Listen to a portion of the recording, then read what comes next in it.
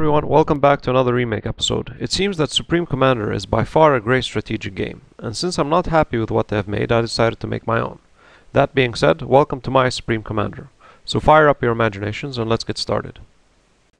The main menu. The main menu will look the same structurally, of course with a few changes. The leaderboard will be on the right, and the main menu will also have a visible mod section. Now in the options section, you will have the button that allows you to invert the scroll wheel when it's pushed down, as currently it's not available. Mods. The mods of course will allow users to create customizations for anything they desire in the game. The users in the mod section will select the category that he is interested in. For example, AIs, where the users themselves can program various different types of AIs. Designs, where users can find various designs for all parts of the game and scenarios. There will be a category for every possible thing you can customize, which may include units, where users can create their own units, research, where users add their custom research options, and so on. I would also consider making it a true 3D game, in case some mods will want to use a first-person type game style. This of course will be present in the scenarios category. You may also have wave scenarios, where wave after wave of groups will attack the player, or other real-life scenarios that could be created. Your imagination is the limit. And yes, the majority of scenarios could support additional friends being able to join in. In the mod section, all mods will contain a description and the possibility to vote on them as well.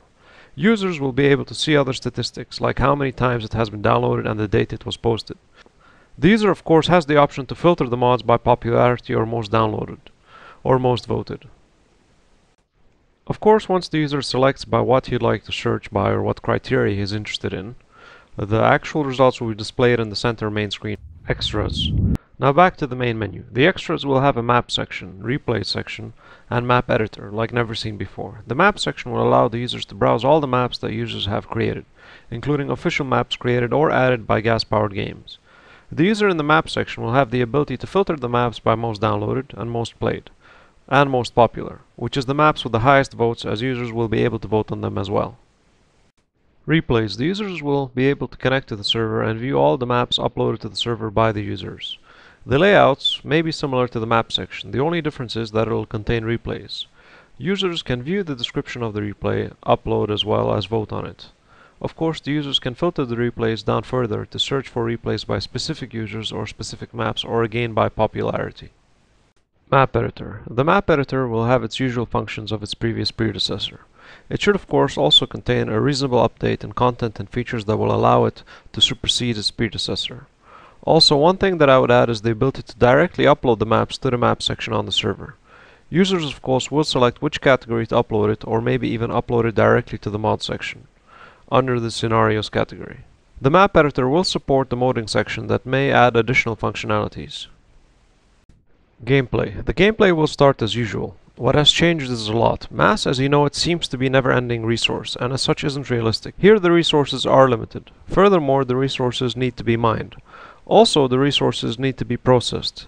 The darker greener areas of land holds greater concentrations of mass. Some very dark green areas that glow are rare mass mining sites, and contain high yield.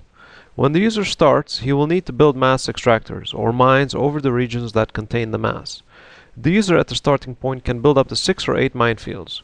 After the mines are built, the users will then send his engineers to it. The mine can hold a maximum of 2 or 3 engineers at once, extracting the mass, after which they will then head over to the mass refinery.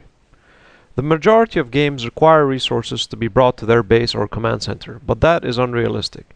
Your commander is the command center. Resources need to be processed, after which you then acquire the resource. Of course, the mass placed in the refineries is processed immediately. This will bring a greater strategic tactic when playing versus the computer or other players. The research that is done by the ACU tab will be the same, but in addition to general research done by the ACU, there will be additional buildings for land, air, and naval units. Some buildings support additional upgrades. Other buildings may upgrade to support the research center, which enhances the unit of the current buildings. Now, these research centers will provide users with additional research in the field of that specific class.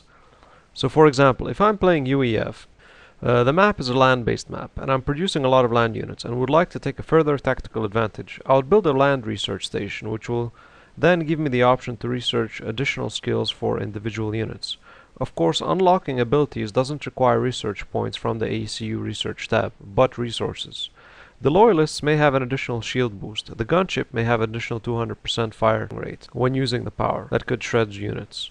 Other factions may have various things. The Scout plane could have a cloak ability. Experimentals could have various abilities that could be unlocked and used. The possibilities are endless what could be done for each faction. Also, on the bottom left there should be a strategic map of the whole map. As such, the user doesn't need to zoom out to the global battle view every time to know what's going on, and just be able to look at the corner of the screen to see the current situation and any incoming threats picked up by his radar. Furthermore, the hotkey S on the keyboard will allow the user to split the screen. Meaning, when I push S, the main screen will be added to the top left in a small window, and I can continue to move other parties of the map while keeping an eye on the location as well. And of course, I can delete the mini view by selecting it, which will then highlight the borders of the mini view, and press D, which will delete that screen. Now, of course, you're not limited to one mini screen view. You may add up to 3 screens, meaning the main screen can be on your base that you are starting to build. The first slave screen will follow the engineers you sent to scout.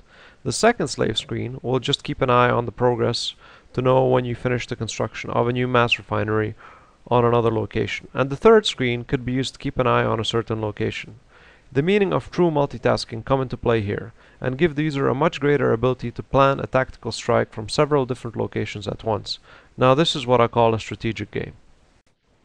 Now each screen becomes selectable by pushing the corresponding key it has been binded to. For example, screen 1 on the top left becomes activated when I push 1.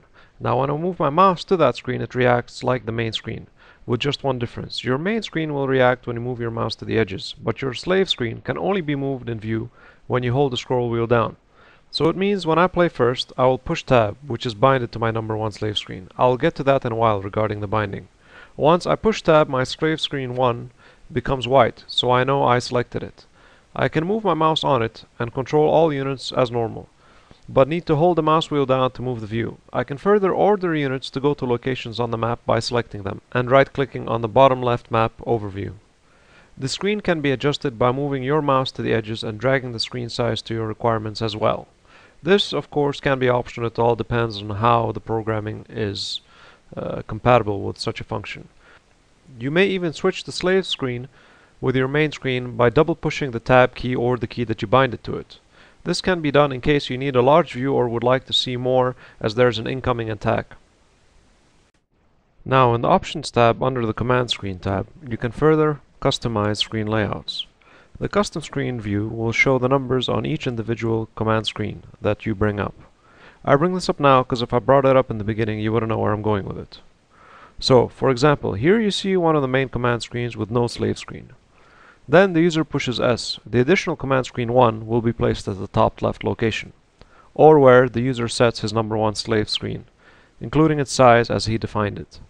If the user pushes S again, you get the additional screen 2, and finally the third time he pushes S, you get the last slave screen.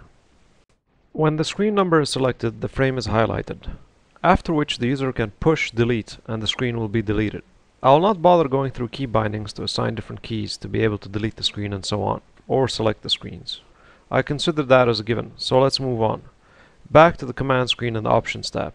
Let's take a look at the custom screen section. Here the user can customize up to 4 custom screen layouts. He will first select which screen he wants to customize, that being number 1.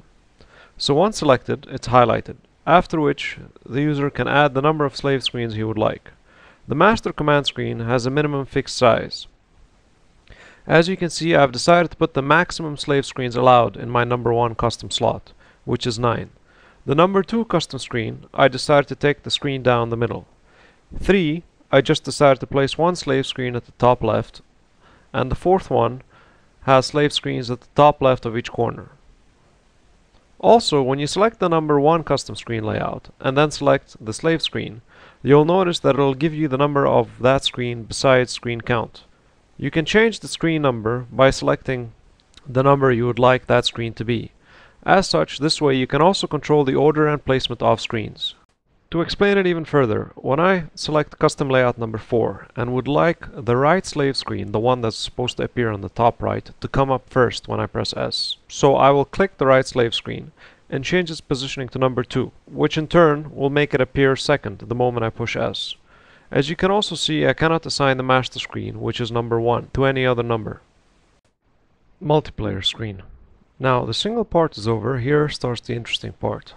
In the multiplayer screen, you will see it like this. At the top it will show you all your stats. Total games played, total losses, your ratio, your rank, hours played, how many units of each you produced, including nukes and experimentals.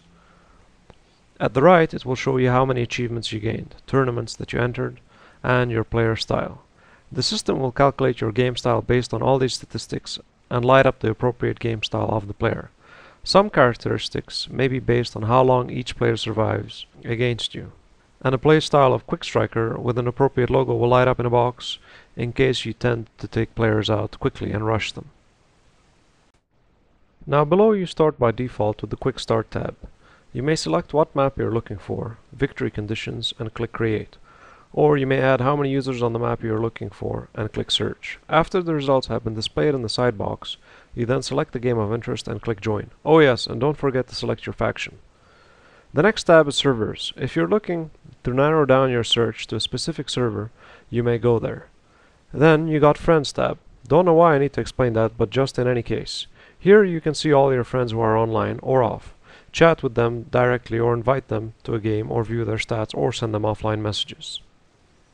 Now to the next tab. The World News map will look like this. On the left side you'll see the results of all the games that have been ended with the players. If it's a multiplayer of let's say 4 versus 4, you'll see the 4 names under each other.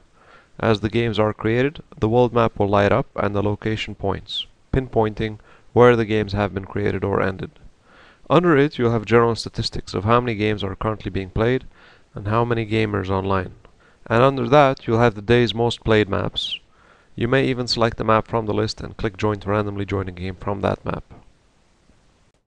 The next tab, being the Search tab, will be an advanced search area where you can have several more criteria for searching games that you're interested to join. It will even allow you to filter by user rank. Of course, it will not allow you to select a rank lower than you are, as not to abuse the system and the poor people who aren't at your experience level get their asses kicked. Then, finally, you will have on the left side the Commander. This is the coolest part. The Commander on the left side of your screen is selectable, and as you move your mouse over him, he will have a white outline around him, or glow or light up, whatever you want it to be. If you select your Commander, it will take you to the Commander screen. Commander screen. Now in the Commander screen, the user can customize the looks of his Commander. All sections of the Commander, such as his shoulder mounts, head, torso, arms, legs, and backgrounds are customizable, with different parts and colors. Of course, not all customizable parts are available. The more the user plays, the more will be unlocked. If the user finishes the game, it will unlock some specific items. If the user plays a certain amount of games online, it will unlock other types of visuals or items. There will be various criteria that unlock more and more customizations. Some may be even linked to achievements. But since this is an online multiplayer game type, the majority of customizations and attachments can only be gained by playing online games. Now, of course, these are just visuals that don't affect your commander anyway. So then you ask, why would you want to make your commander look cool? Well, it's simple enough, to scare the living daylights out of your opponent, or to show off to your friends, of course. Welcome to the multiplayer versus screen. This is going to be the starting/loading screen over your multiplayer and skirmish screen. This screen is specifically the 1 versus 1 screen. This is the 1 versus 2 screen. And this is the 2 versus 2 screen. I know I didn't make every commander look unique, but hey, you use your imagination and I'm sure you can put it together. That those 10 seconds before the game loads, you will see all the items your opponent has, and will make you think twice if it was a wise idea accepting that match. Now, it doesn't end there. The longer the user plays online, the more he wins and the more he receives medals. The medals can be seen on the user screen as well. Once the user loses the medals, all the medals are lost and nulled out. Why, you ask? Well, of course, to make you try harder and try to sustain your 21 win streak and prove that you are the Supreme Commander. Replay viewing. As a spectator in the game can view each player battlefield vision. As you select a user, the fog of war will adjust to the user's view. When you select another user, it will do the same. If the user right-clicks to cancel selection, it will show the global view, meaning both players. and the full map with all the players and no fog of war. Now, on the top left of the screen, it should also give the ability for the observer to see various statistics, which will have hotkeys attached to them. You can view a comparison screen in regards to mass, energy, unit production, unit kills, and current production comparisons to other team members as well as unit kills and building kills. It should also show both commander images on the top left. Beside each commander image, it will display what the user is producing and building. The spectator can view by using the hotkeys or selecting the unit selection at the top left, which will show a summary of all the units for both the teams in the current point of time, as well as the units being produced.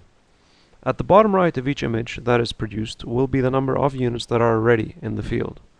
If the players research something with the ACU using research points, it will pop up in the box with the research icon made beside the commander icon and slowly fade away over time. If the user researches using buildings, it will show what he is researching and the bar below will show its progress. At the top center of the screen, where you have the names of each player, including color of each player that will fill the bar will move either to the left or right, depending on the superiority percentage. It will be a complex formula that calculates the current user output in resources including units/buildings and units destroyed in relationship to the opposing team. It's just to give a quick summary on who probably has the upper hand in the game in that current time. In this example, you can see that Immortal is leading with around 65% of the bar. Also, if the observer clicks on the actual commander icon, which is to the top left, he will be able to see the research layout of that ACU. And finally, the spectator can also split the screen views to multiple screen views using the S key. This will allow to see various movements of all players and be able to comment on them.